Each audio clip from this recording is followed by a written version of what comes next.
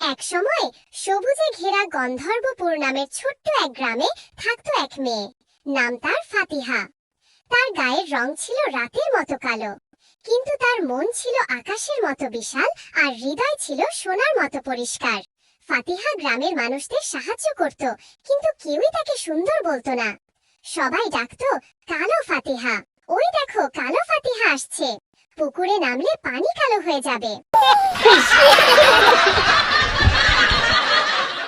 আল্লাহ, আমি কি শুধু রঙের জন্য এত অপছন্দের?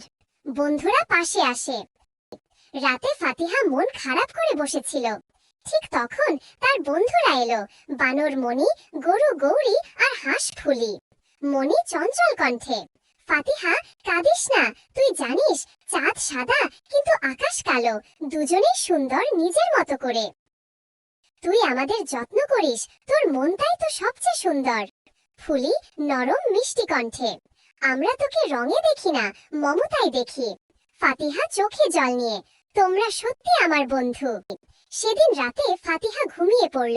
স্বপ্নে সে দেখল আকাশ থেকে আল্লাহর নূরের আলো নেমে আসছে। ফাতিহা, মানুষের সৌন্দর্য তার রঙে নয়, তার কাজ ও হৃদয়ে। তুমি মানুষের উপকার করো, তোমার মুখে নূর ছড়িয়ে পড়বে। স্বপ্ন দেখে ফাতিহার মুখে এক নতুন আলো জ্বলে উঠল। সকালে ফাতিহা উঠে সিদ্ধান্ত নিল, সে গ্রামের বাচ্চাদের পড়াবে, শেখাবে ভালো হতে। ফাতিহা উৎসাহ ভরে, চলো সবাই, আজ থেকে আমরা একসাথে শিখব দোয়া, নামাজ আর ভালো আচরণ।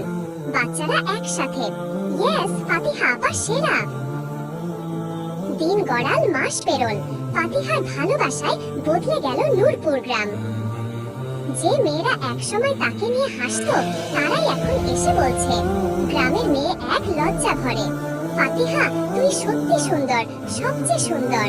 ফাতিহা হাসি মুখে শান্ত কণ্ঠে, সৌন্দর্য রঙে নয়, এই হলো কালো ফাতিহার গল্প, যে প্রমাণ করেছে অন্ধকার রং নয়, আলো হৃদয়ে জ্বলে।